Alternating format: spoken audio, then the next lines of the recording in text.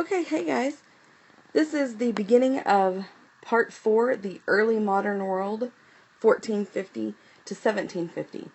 And this is great because in chapters 13, 14, and 15, we'll look at political, economic, and cultural transformations, empires and encounters, commerce and consequences, as well as religion and science. Now, it's common for historians to give a simple name to particular eras, and such simplifications are necessary, but it vastly oversimplifies historical reality. So, ask yourself, is this really an early modern era? Well, the period covered by chapters 13, 14, and 15 is usually labeled as such, the early modern era, and it suggests signs of modernity like globalization, modern societies, and a rising European presence in world affairs. Now, the globalization is definitely visible in European exploration, conquest, and settlement in the Americas. The Atlantic slave trade linked Africa to the Western Hemisphere. New World silver let Europeans buy their way into Asian markets. Columbian exchange created new networks of interaction. Christianity truly became a world religion. Russian, Chinese, and Ottoman expansion also played important parts in this new emerging global web. And the signs of modernity appeared in several regions. The scientific revolution transformed the worldview of an educated elite in Europe. Modern population growth, thanks to the new foods from the Americas.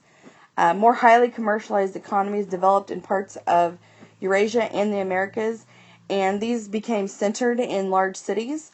The emergence of stronger and more cohesive states in various places, and those cohesive states promoted trade, manufacturing, and a common culture. But there was also an increase in military power thanks to the gunpowder revolution, as it's sometimes called. Or is this more of a late agrarian era as opposed to an early modern era? And you think these signs of modernity are not the whole story, and some can be misleading. European political and military power was very limited in mainland Asia and mainland Africa. Islam was actually the most rapidly spreading faith in Asia and Africa. And in 1750, Europe, India, and China were comparable in manufacturing output. Of course, that changed with the Industrial Revolution, but there was little sign in 1750 that a modern industrial society was approaching within, the next 75 to 100 years. Almost complete dependency was put on the muscle of people, the wind and water for power, and long-established elites continued to provide leadership and enjoy privilege. And the lower class primarily meant rural peasants. These weren't the urban workers. Rule was monarchic, which means monarchies, kings and queens. Male dominance was assumed to be natural. And most of the world's peoples lived in long-established ways, their methods of how they lived and their customs. And for the majority of humankind, the period of 1450 to 1750 marked a continuing development of those traditional agrarian societies. And so the age was as much late agrarian as it was early modern. So it's interesting to see, what we'll get in part 4 with chapters 13, 14, and 15, because they highlight the changes during this period rather than what was already established and traditional. It's a fascinating unit. And we're going to start with chapter 13, Political Transformations. And we will, of course, begin with section 1, European Empires in the Americas. Chapter 13 is titled Political Transformations, but it involves a great deal more than just politics. The chapter also discusses the impact of disease and other aspects of the global biological connections of the Columbian exchange. In addition, the chapter explores the religious interactions of the increasingly connected world. So answering the question of why Europe dominated the Americas so quickly and thoroughly requires a broader examination of the 16th century world. you might come to class with this preconceived notion of the historical inevitability of European supremacy. But I want you to ask yourself and think about the various advantages that Europe had in its outward thrust into the Americas. The new biological connections involved in the Columbian Exchange have been a focus for world history study since the start of the modern discipline of the 1970s. And the Columbian Exchange covers a vast amount of global connections. And the spread of disease like smallpox, pests like rats, and even American crops like potatoes, cash crops that came from Eurasia like sugar, had a profound altering of the demography and the environment of the whole global system. And so in this chapter, European rule in the Americas differed vastly. European sugar plantation economies of Brazil and the Caribbean functioned differently than the settler colonies of the northeastern part of British North America or the precious metal mining colonies of Spanish Mexico and the Andes. And so when we get to chapter 14, we'll really examine and analyze the economic systems, the labor systems, and the various racial ideologies of each of those regions. Okay, political transformation. 1991 marked the end of the Soviet Union, and with it, the older Russian Empire. Many empires perished during the 20th century. For example, the Austro-Hungarian, the German, Ottoman, British, French, Belgian, Italian, and Portuguese empires all perished during the 20th century. And the Uyghurs and Tibetans challenged Chinese rule today. Cubans, Vietnamese, and the Afghans have all resisted American domination. And empire building essentially has become thoroughly discredited. So from 1450 to 1750, this is our age of empire building. European colonies were massively significant during this time period. They were constructed across the Western Hemisphere, and as such, old societies were destroyed and new societies arose. The Russians also constructed a major empire. The Qing dynasty in China doubled in size. That's what the 2 times means, doubled, right? The Mughal Empire of India was finally able to pull together somewhat the Hindus and the Muslims in India. And the Ottoman Empire reestablished some of the older political unity of the Islamic heartland. After the fall of those Arab empires, the Ottoman Empire came through from Central Asia and kind of re-put together that political unity of the Islamic heartland. And these empires of the early modern era begin to show new stages of globalization as we come into this new time period of world history. So first, let's look at this picture. This is the painting. What does this painting show? Well, the painting shows the inside of a Mughal palace, recognizable by the distinct columns and arches, the carpet, the wall decorations. In the front to the left and right stand men in elaborate dress and caps, shields, and armor. And some of them are actually holding banners. And through this central archway, we see a man sitting on a carpet under a canopy. And he is turned to the right. A woman can be seen on the right edge of the painting. And this is a 17th century painting of the Mughal Emperor Shah Jahan holding a ceremonial assembly called the Durbar. I want you to take a look at the man or men in the lower left and examine how they are dressed. And think about who they might be because of their regalia. The men are wearing different outfits, so they are most likely not soldiers. Usually soldiers are in the same kind of dress and uniform. Their banners and full warrior regalia suggest that they might be leaders of different tribes in the Mughal Empire. And this painting thus illustrates the centralizing authority of Shah Jahan in an empire that incorporated many different tribes. So let's explain the figure at the center of the image. What seems to be the foundation of his authority? Why is he so important? His head is surrounded by a halo, if you guys can see that. And this gives the Shah the appearance of maybe spiritual grace and enlightenment. This seems to be an important source of his authority. But the splendor of the palace also plays a role in strengthening Shah Jahan's power over those local tribal leaders.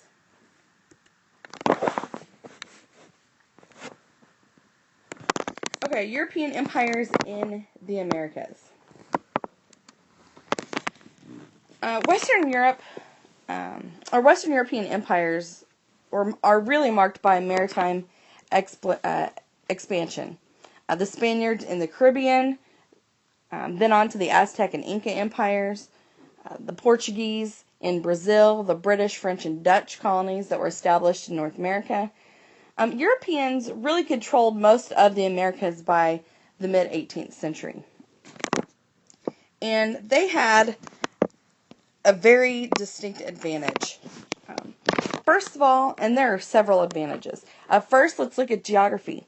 The European Atlantic states were well positioned for involvement in the Americas. They had a need. The Chinese and the Indians had such rich markets in the Indian Ocean that there wasn't much incentive to go beyond that. And, when it comes to marginality, the Europeans were well aware of their marginal position in Eurasian commerce, and they wanted to change that. Of course, that prompted their need to go outside of the Indian Ocean market. And of course, rivalry. This is a huge one. The interstate rivalry drove rulers to compete with each other. Merchants, the growing merchant class, they wanted direct access to Asian wealth, which of course spawned Europeans to travel west to get to Asia as opposed to sailing around Africa. And really, if you think about it, the merchants, that's the development of today's middle class. So how important are those merchants, looking back at how important they are now? Wealth and status. The colonies were an important opportunity for those impoverished nobles and commoners to really make a name for themselves. Religion. Oh, that crusading zeal, right? Spread the religion, convert the heathens. And, essentially persecuting the minorities, or persecuted minorities, looked for more freedom. And, of course, those European states and trading companies were able to mobilize their resources very well. They had the seafaring technology, they had iron, they had the gunpowder weapons, and horses, and that really gave Europeans an initial advantage over the people in the Americas. And the rivalries within those tribes in the Americas provided allies for even some European invaders. Europe had a decided advantage for access to the Americas because it was a short trip across the Atlantic as opposed to sailing all the way down around Africa and then across the Indian Ocean. And the winds were steady and favorable, unlike the shifting monsoon winds of the Indian Ocean. And, those Europeans, they had land hunger, and they were driven socially. They had known, the Europeans, after seeing what was going on in Eurasia, they understood their weaknesses. And such as being on the margins of those trade networks and relatively poor, they needed more land to feed the population recovering from the Black Death. And those served as push factors to push those Europeans to drive overseas towards the Americas. And almost all social groups had some reason to favor expansion. The poor and the elites wanted to gain land wealth, merchants wanted markets and imports, the church wanted to spread the faith, knights wanted glory, everyone wanted gold. And so they were organized and they had the technology. The near constant interstate rivalry that I mentioned earlier really manifested itself in competition on the seas. These conflicts ensured that the states and trading companies had the organization to take on the project of overseas expansion altogether. Europeans built upon that technology and gained from contact with the Muslim world to create an increasingly efficient fleet of ships. And their technology was always growing and expanding. And they were able to establish allies with many of the locals. They found once they reached there, such as the Aztec and the Inca, who were eager to fight against empires. Right? Many of those local tribes around the Aztec and the Inca were ready to say, you know what, we're done. We're going to help these guys conquer the empires. And of course, germs. This is one of the most important advantages, and I saved it last for that reason. It is the single greatest advantage that the Europeans had that they didn't even understand, but they carried it with them wherever they went. The whole host of infectious disease, European and African diseases at that the Native Americans had zero immunity to. And here is an excellent map showing you the different territories of those Europeans. Here in purple, we have the Dutch. At one point in time, the Dutch did have some colonies up here, very short-lived. Of course, the English territories up here and along the Atlantic coast. The vast French territories, right? And most of this, as you know, became part of the Louisiana Purchase. Of course, named for King Louis. The Portuguese territories here in Brazil, right? And the vast Spanish territories that covered decidedly the majority of the Americas. This is a great map. Gives you an idea of which European countries had territory and colonies where. Okay, let's talk about the Great Dying. First, the demographic collapse of those Native American societies. That kind of leaves off what I was talking about with the germs.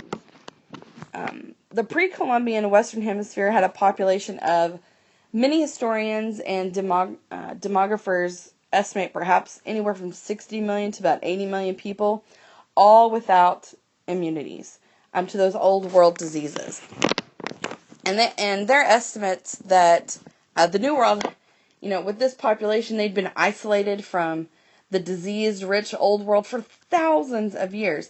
And they had not developed immunities to those serious epidemic diseases. And also, remember, they had no large land-based animals, beasts of burden. And that's also another part of it. And what were common endemic illnesses in Afro-Eurasia were completely foreign to Native Americans. Like smallpox, measles,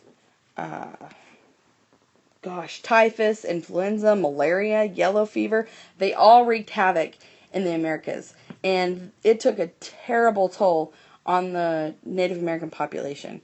And it was essentially a demographic collapse. In some places, about 90% of the population died. And Central Mexico went from a population of approximately 10 to 20 million to 1 million in about 150 years. That is mind-blowing.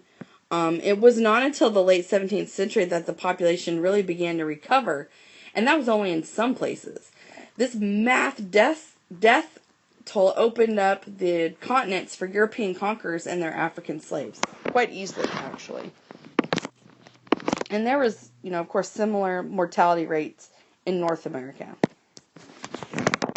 And even the native population nearly vanished in the Caribbean. Just massive native mortality, and that created a labor shortage. That was a big problem around the Columbian Exchange. The migrant Europeans and African slaves created entirely new societies, because now they were connected on a grand scale, much stronger and more so than they had been before. And of course, the mix and with the Native Americans, very few that did survive, in a completely new land. And so we have these new societies, and they brought European crops and animals to the Americas. And even Chinese tea and some of the famous Arab coffee. But along with them, of course, they also brought the germs. And the Europeans who came to the Americas not only brought themselves and their germs, but their animals. Be they domesticated or pests, like rats, like I mentioned earlier. And their plants, domesticated plants and weeds, horses and pigs. Those two animals probably played a very important role in the post-Columbian development of the Americas. Just think about how important horses and pigs became after, probably around 1700. That we couldn't have, that whole idea of manifest destiny and expanding west wouldn't have happened without horses. And of course, the American foods that were sent to Europe, Africa, and Asia. The two most significant food crops to come from the Americas were corn, or maize, and potatoes. Corn became a common staple throughout the Old World, but especially Africa.